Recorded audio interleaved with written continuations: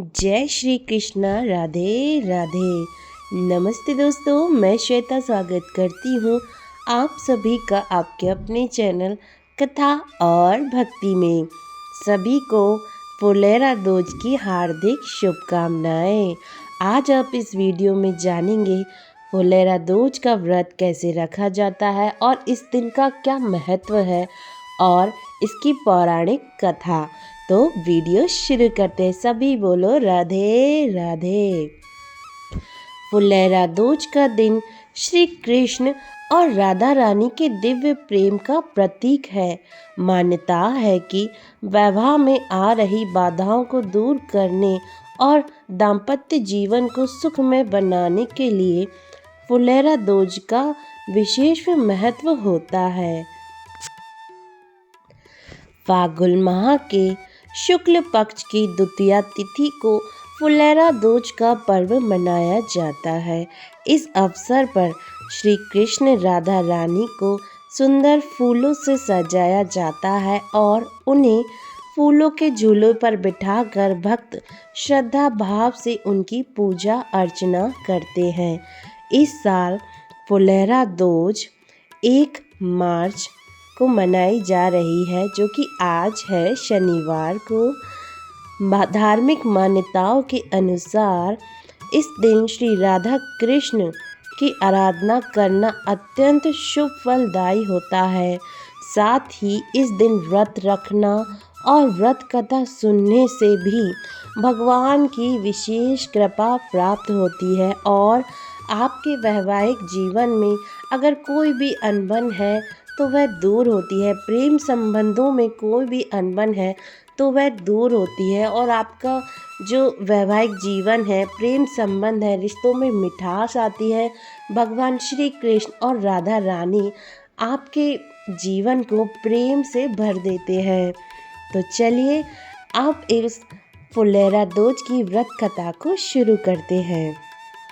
पौराणिक कथाओं के अनुसार एक बार भगवान श्री कृष्ण और राधा रानी के बीच लंबे समय तक मिलन नहीं हुआ। इसी दूरी के कारण राधा रानी अत्यंत उदास हो गईं। उनके मन की उदासी का असर पूरे वृंदावन पर पड़ा। वहाँ खिले हुए सभी फूल मुरझा गए, वृक्ष सूखने लगे और डालियाँ भी टूटकर बिखरने लगी। पक्षियों ने चहचहाना बंद कर दिया और नदी की बहती धारा मानो ठहर सी गई। पूरे वृंदावन पर गहरी उदासी छा गई थी। यह सब केवल इसीलिए हो रहा था क्योंकि राधा रानी को श्री कृष्ण ने दर्शन नहीं दिए थे। राधा रानी का दुख देखकर सभी गोपियां भी अत्यंत उदास हो गईं। राधा रानी बस श्री कृष्ण से मिलने की उम्मीद में इंतज़ार करती रहती थी।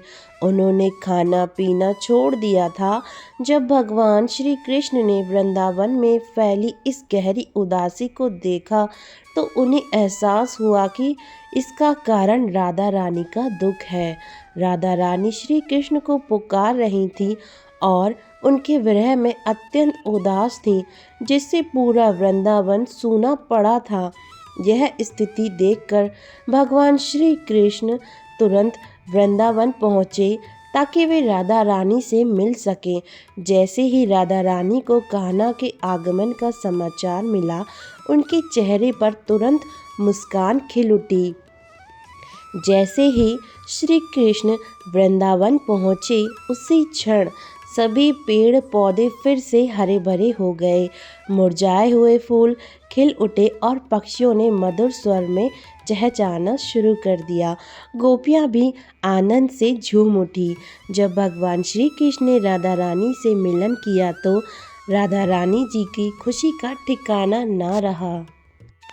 कान्हा ने मुस्कुराते हुए फूल तोड़े और राधा रानी पर बरसाने लगे। यह देखकर राधा जी भी प्रेम पूर्वक कान्हा पर फूल बरसाने लगी।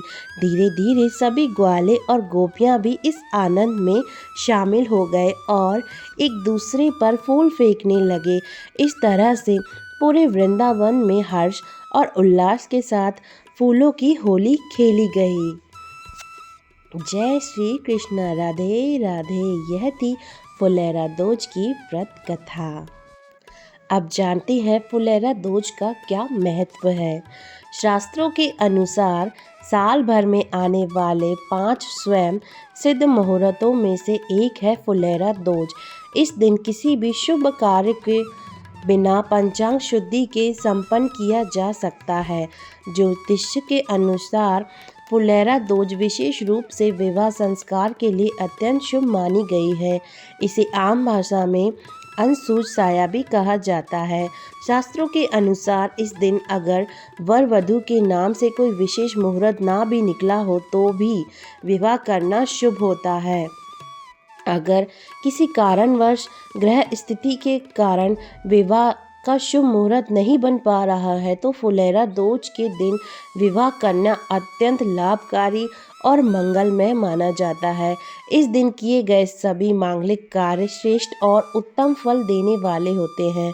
ज्योतिष शास्त्र के अनुसार फुलेरा दोज का दिन समस्त तरह से दोषों से मुक्त होता है, इसीलिए विवाह सहित सभी शुभ कार्यों के लिए इस दिन का विशेष मुहूर्त निकलवाने की ज़रूरत नहीं है। आप इस दिन चाहे आपकी कुंडली में कोई भी दोष हो या आपके विवाह की तारीख ना निकल रही हो तो आप इस दिन को शुभ, हर तरह से ये दिन शुभ है। आप इस दिन अपना विवाह कर सकते हैं।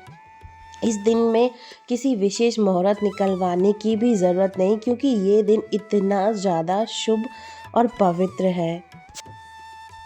यह दिन इतना पवित्र है, यह पूरी तरह से भगवान श्री कृष्ण और माँ राधा को समर्पित है।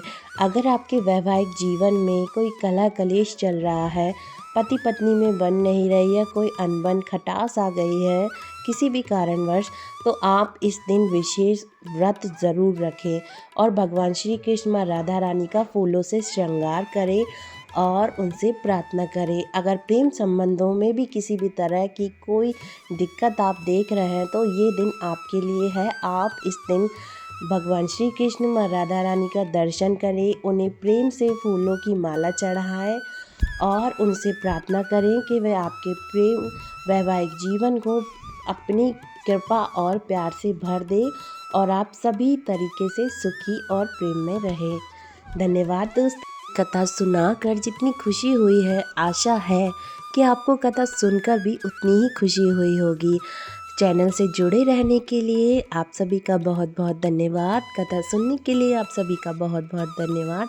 कृपया चैनल को लाइक करें, शेयर करें, सब्सक्राइब करें और कमेंट में जय श्री कृष्ण राधे राधे ज़रूर लिखें।